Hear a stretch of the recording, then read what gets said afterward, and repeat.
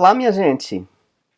Este é o terceiro e último episódio da resenha desta obra, O Método Pedagógico dos Jesuítas, Horatio Studiorum, do padre Leonel Franca, publicado pela editora Quirion, de Campinas, em 2019, com 204 páginas.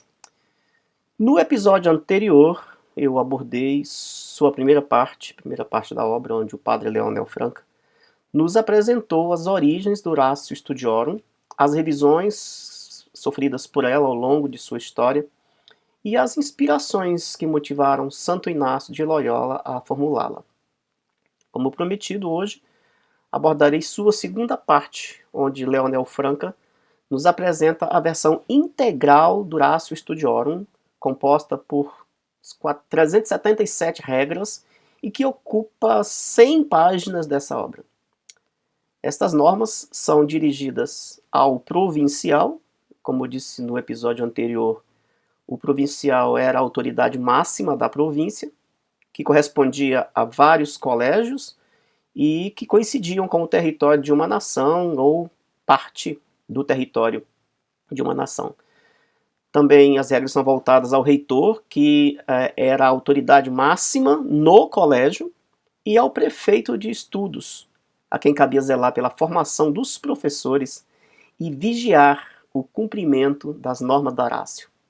Além disso, também haviam regras comuns a todos os professores das faculdades e dos cursos inferiores, conhecido também como ginásio. E outras normas específicas para cada professor e suas respectivas disciplinas. Ou seja, normas era coisa que não faltava. Essas regras, normas, também regulavam as provas escritas, se referiam também àqueles estudantes que repetiam de ano, eram dirigidas também para o bedel da instituição e assim por diante.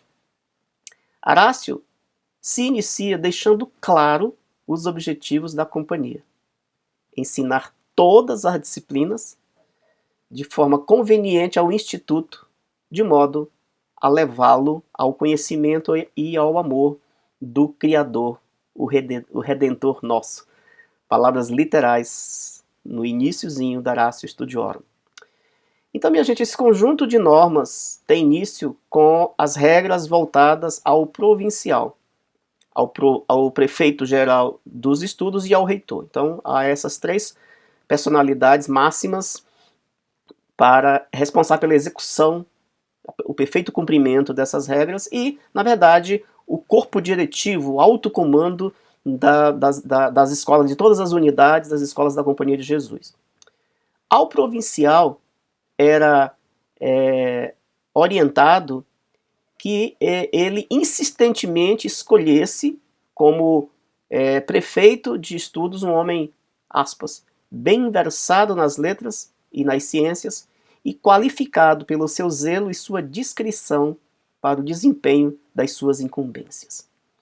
O provincial, ele tinha responsabilidade da seleção de professores com grande antecedência. Dentre os critérios havia a disciplina, a competência, a erudição, a assiduidade e o zelo pelo progresso dos alunos. O provincial deveria também avaliar as habilidades do professor de hebraico, também com a competência de desligar os estudantes que não alcançassem a média nos exames, de verificar também a proibição de livros considerados inconvenientes, que assim diz textualmente: tome todo cuidado para que não se sirvam os nossos nas aulas de livros de poetas ou outros que possam ser prejudiciais à honestidade e aos bons costumes, enquanto não forem expurgados dos fatos e palavras inconvenientes. E se de todo não puderem ser expurgados, como Terêncio, é preferível que não se leia, para que a natureza do conteúdo não ofenda a pureza da alma. Então veja a profundidade dessas regras, a direcionalidade dessas regras. Bom, dentre as regras voltadas ao reitor, estavam promover as substituições dos professores, e essas substituições, especificamente em filosofia e teologia, poderia dar-se até por estudantes que se destacavam na instituição. Isso também estava o compromisso de garantir o uso do latim, coordenar a academia de preparação para os professores dos cursos inferiores, ou seja, os cursos que ascendiam aos cursos superiores, também chamados de ginásio, para que daí, eventualmente, eles pudessem alcançar os degraus superiores e chegar às faculdades. Também tinha o compromisso de garantir que as tragédias e as comédias fossem só escritas e lidas em latim, mas com o tom sagrado e piedoso, sendo proibidos personagens e hábitos femininos. Responsabilidade também de garantir a oração na abertura dos cursos. Vejam que vem de longe a tradição do Pai Nosso, nas acolhidas, nas escolas, sobretudo nas escolas de educação infantil no Brasil. O compromisso também de não permitir que a oração pública, na inauguração dos cursos, na abertura dos cursos, nos acolhimentos, fosse feita por outra pessoa que não os professores mais notáveis. Também de manter a alegria e o entusiasmo dos professores, sobretudo não sobrecarregando os mestres com trabalhos para casa. As regras do prefeito de estudos, dentre elas estava organizar os estudos, orientar as aulas, e aqui uma citação literal da obra do padre Leonel Franca, que vai dizer assim: para que faça maior progresso na virtude, nas boas letras e na ciência, para a maior glória de Deus. Também tinha como responsabilidade ouvir e, sobretudo, observar os professores. Horácio aponta que, pelo menos uma vez por mês, o reitor deveria assistir às aulas dos professores e bisbilhotar as anotações dos alunos. Bisbilhotar por minha conta, mas que eles deveriam ler os apontamentos dos alunos, conhecer tudo o que os alunos anotavam. E haviam regras também comuns a todos os professores de faculdades.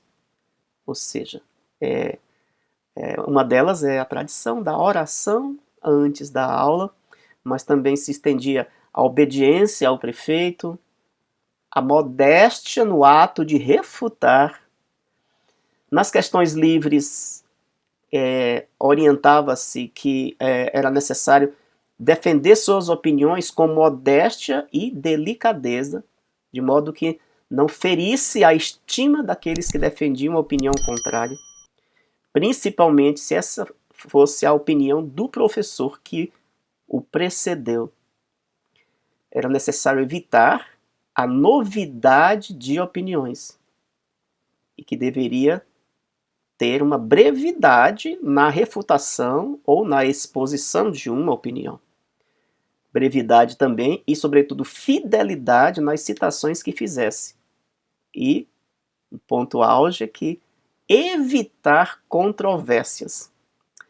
Bem, as regras do professor de teologia, sobretudo da teologia escolástica, estavam não defender opiniões que ofendam os católicos, se abster principalmente das 4 seguintes: as próprias da Sagrada Escritura, as controvérsias, as filosóficas e os casos de consciência.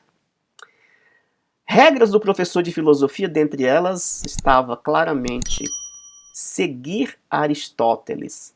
E aí, literalmente, entre aspas, está assim Horácio: não se afaste de Aristóteles. Horácio também, ela define regras sobre autores infensos ao cristianismo, que não deveriam ser lidos. Então, a regra vai dizer: não leia nem cite na aula os intérpretes de Aristóteles infensos ao cristianismo. E aí, literalmente, vai estar assim. De Santo Tomás, pelo contrário, fale sempre com respeito. E, enfim, contém os conteúdos curriculares dos 4 anos de estudos.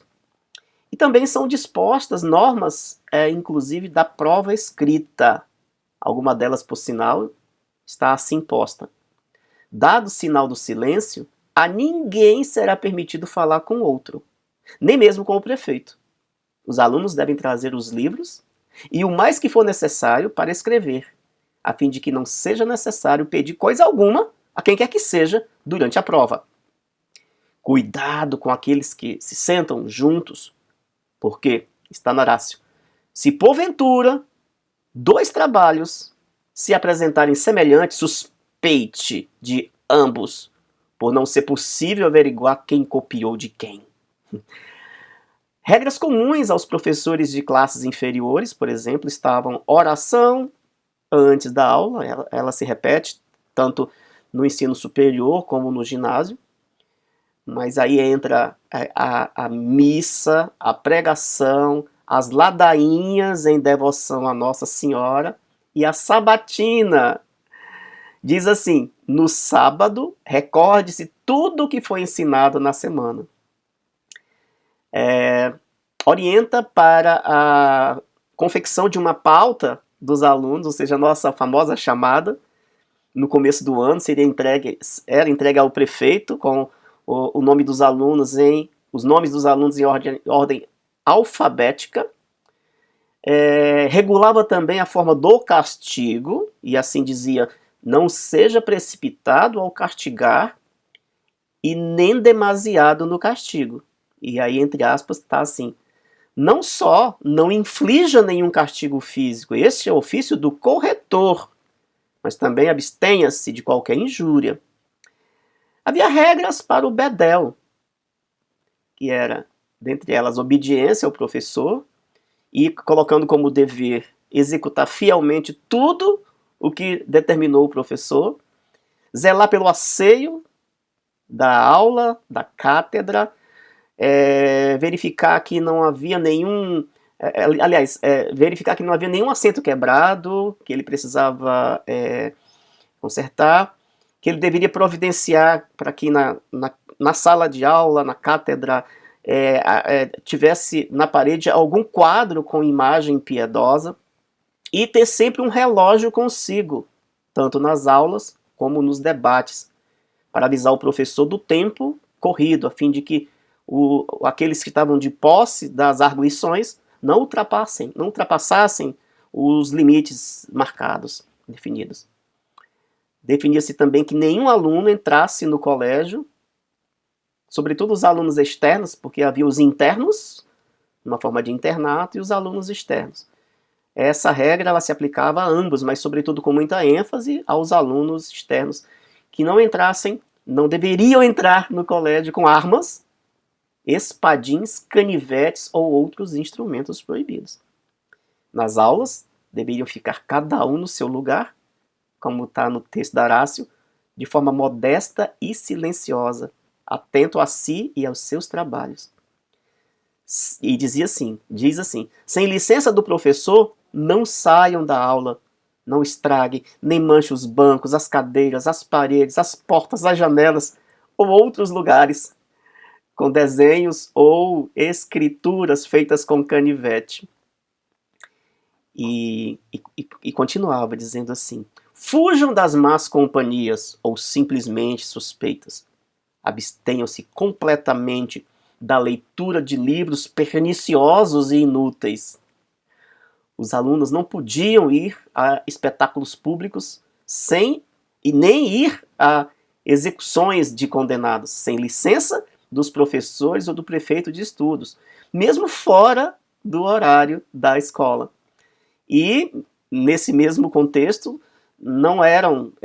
eles não tinham a permissão para representar nenhum papel em peças de teatro fora da instituição. Então, minha gente, como anunciado no início, fiz aqui uma súmula breve da íntegra Ratio Studiorum, apresentada por Leonel Franca, né, nessa obra magnífica, para entendermos muitos traços característicos da educação brasileira, muitas vezes desconhecidos por nós, e quanto a eles, nós sempre levantamos as nossas indagações sobre suas origens e, sobretudo, as suas conveniências na organização da educação brasileira, sobretudo na organização administrativa e pedagógica. Eu sou convicto de que é entendendo o passado que melhor podemos intervir no nosso presente. Eu espero ter lhe agradado, e se isso ocorreu, já dê o seu joinha agora. Se você ainda não é inscrito, por favor, o faça. Compartilhe, comente, leve para as coordenações pedagógicas da escola e sigamos juntos, fortes, convencidos de que a educação é uma força poderosa para a transformação e emancipação da sociedade. Um grande abraço.